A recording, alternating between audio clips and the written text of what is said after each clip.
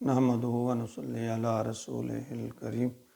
اعوذ باللہ من الشیطان الرجیم، بسم اللہ الرحمن الرحیم۔ سامعین کرام السلام علیکم۔ آج درس قرآن کے سلسلہ میں ہمارا سبق سورہ بقرہ کی آیت نمبر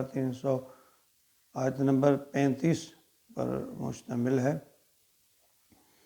پچھلی آیت مبارکہ میں اللہ رب العزت نے فرشتوں سے جب کہا کہ ان چیزوں کے نام بتاؤ، وہ نہ بتا سکے، پھر یہی سوال آدم علیہ السلام سے کیا گیا تو انہوں نے ان چیزوں کے نام بتا دیے، تو پھر حجت کے طور پر اللہ تعالیٰ نے یہ فرمایا کیا تمہیں یہ دیکھا، تم جانتے نہیں ہو کہ جو میں جانتا ہوں۔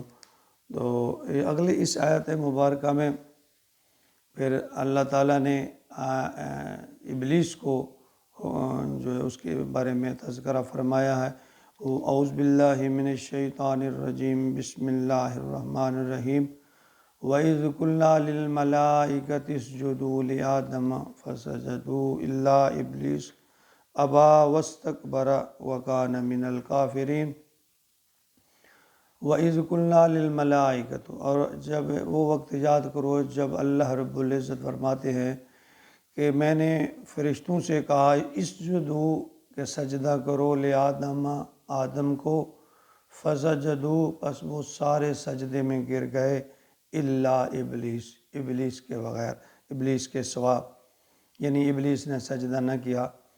تو یہاں ایک بات تو یہ سمجھیے کہ آدم کو تمام ملائکہ کے سجدے کی کیا ضرورت تھی؟ کیا یہ صرف تعظیماً تھا؟ اگر تعظیماً تھا تو کیا آدم خاکی یعنی کی تعظیم جو ہے مقصود تھی یا کسی اور شے کی تعظیم مقصود تھی؟ تو مکی صورتوں میں یہ بات دو جگہ جو ہے واضح الفاظ میں آتی ہے کہ وَإِذَا سَوَّيْتُهُ وَنَفَخْتُ فِيهِ مِن رُوحِي فَقَعُوا لَهُ سَاجِدِينَ، سورۃ الحجر میں ہے کہ پھر جب میں نے آدم کی تخلیق مکمل کر لی یا میں تخلیق مکمل کر لوں تو اس میں اپنی روح پھونک دوں تب گر پڑنا اس کے آگے سجدہ میں۔ چنانچہ تعظیم اگر ہے تو آدم خاکی کی نہیں ہے، اس کے اندر موجود جو روح ربانی ہے اس کی تعظیم ہے۔ من روحی سے تعبیر کیا گیا ہے جو اللہ تعالیٰ نے اپنے اس روح کو۔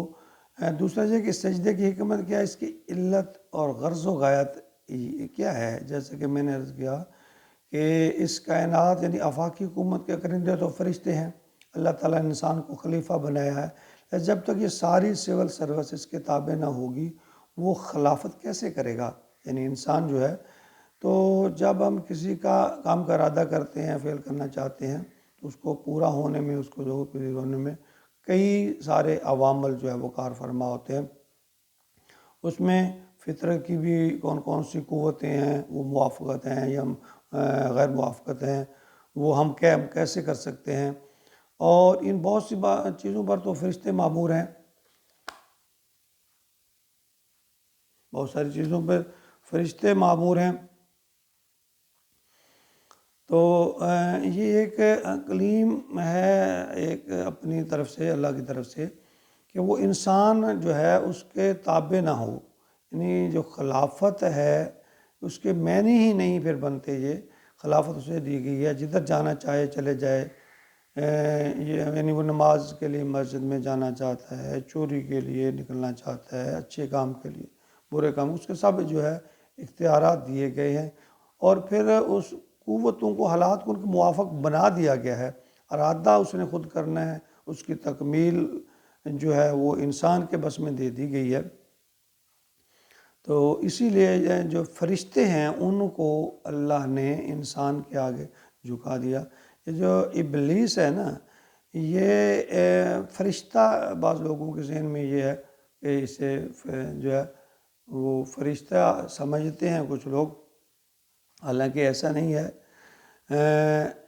جب سورۃ کہف میں اس سے پہلے جو ہے کان من الجن ففسق عن امر ربی، وہ جنوں میں سے تھا، اس نے سرکشی کی، اپنے رب کے حکم کی۔ فرشتوں میں سے ہوتا تو نافرمانی کر ہی نہیں سکتا تھا، فرشتوں کی تو شان یہ ہے کہ وہ اللہ کے حکم سے سرتابی کرتے ہی نہیں، تو لا یعصون اللہ ما امرهم ویفعلون ما یؤمرون، وہ اللہ کے کسی حکم کی نافرمانی نہیں کرتے۔ تو یہ جنات ہیں اور انسان ہیں۔ جنات جو انسانوں کی طرح ایک زیرو مخلوق ہیں، ایمان اور کفر، طاعت و معصیت دونوں کی قدرت اللہ تعالیٰ نے اس مخلوق کو جو ہے بخشی ہے۔ جنات میں نیک بھی ہیں اور برے بھی ہیں۔ تو اس کا اصل نام تھا عزازیل، جو ابلیس ہے عزازیل اس کا نام تھا۔ عبادت بہت زیادہ اس نے کی، اور اس عبادت کے ہی نتیجہ میں یہ اس کا شمار جو ہے ملائکہ کے ساتھ یا ان کے جو ایک معلم الملکوت کی حیثیت سے اس کا جو ہونے لگا، تو پھر تکبر آ گیا اس میں بہت زیادہ۔ تو اللہ تعالیٰ نے اس کو کہا کہ آدم کو سجدہ کرو، لیکن پھر اس نے سجدہ نہیں کیا، تکبر کیا۔ تو پھر اس کے نتیجہ میں اللہ تعالیٰ نے پھر اس کا نام جو ہے ابلیس، یبلسو، یعنی ابلیس صفاتی نام ہے، اس کو پڑ گیا۔ تو اس کے لیے ابلسا یبلسو کو میں نہیں ہوتا مایوس ہو جانا، یعنی اللہ کی رحمت سے پھر مایوس ہو گیا، اور پھر اس نے اللہ سے کی اجازت سے پھر لوگوں کو جو ہے گمراہ کرنا شروع کر دیا۔ میرا تو چھٹکارا ہے نہیں، میری عاقبت تو خراب ہو گئی، جس سے وہ کہتے ہیں ہم تو ڈوبے ہیں، تمہیں ملے ڈوبے کے صنم۔ تو یہ جو شیطان ہے پھر انسان کی دعوت جو ہے اس کی گٹھی میں پڑ گئی۔ پھر اس نے جو ہے نا اللہ سے بھی یعنی یہ کہا کہ اب مجھے موقع دے کہ میں لوگوں کو گمراہ کروں، تو لیکن یہ اللہ فرمایا جو میرے بندے ہیں وہ تیرے قابو میں نہیں آئیں گے، یعنی آگے پھر ابا واستکبر، تکبر کیا، اس نے انکار کر دیا۔ تو کیوں اس مقام پہ، یہاں بھی مختلف مقامات پہ قرآن پاک میں آتا ہے کہ انا خیر منہ، کہ میں بہتر ہوں ان سے، خلقتنی من نار وخلقتہ من طین، میں تو آگ سے پیدا ہوا ہوں اور اسے انہیں آپ نے مٹی سے بنایا ہے، یعنی آگ جو ہے وہ مٹی سے اعلیٰ ہے۔ تو اس طرح وکان من الکافرین، تو اس نافرمانی کی وجہ سے جو ہے وہ کافر ہو گیا، اللہ کا انکار کرنے والا بن گیا۔ تو یہاں جو ہے کان عربی زبان میں دو طرح ہے، تامہ اور ناقصہ۔